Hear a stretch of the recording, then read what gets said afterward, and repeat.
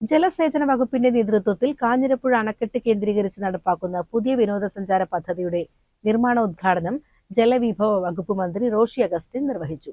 പദ്ധതിയുടെ രൂപരേഖ സമർപ്പണവും ലോഗോ പ്രകാശനവും മന്ത്രി നിർവഹിച്ചു. ഏതാണ്ട് ഇവിടുത്തെ എല്ലാ പദ്ധതികളും ടെൻഡർ ചെയ്ത് കഴിഞ്ഞു.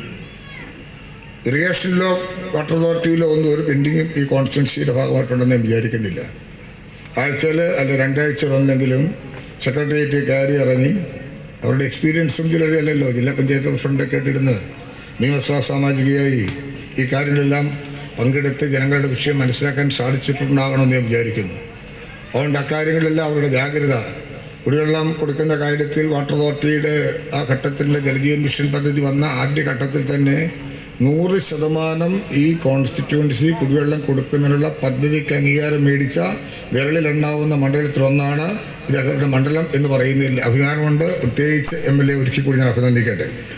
കോഴിക്കോട് ആസ്ഥാനമായ FSIT റിഡിഫൈൻ ഡെസ്റ്റിനേഷൻ പ്രൈവറ്റ് ലിമിറ്റഡ് കമ്പനിക്കാണ് പദ്ധതിയുടെ നിർമ്മാണ കരാർ. വാട്ടർ തീം പാർക്ക്, സ്നേഹവേൾഡ്, പക്ഷി park, marine oceanarium, giant wheel, boating തുടങ്ങിയ വിവിധ ആകർഷണങ്ങളാണ് ഈ പദ്ധതിയുടെ ഭാഗമായി കാഞ്ഞിരപ്പുഴയിൽ ഒരുങ്ങുന്നത്.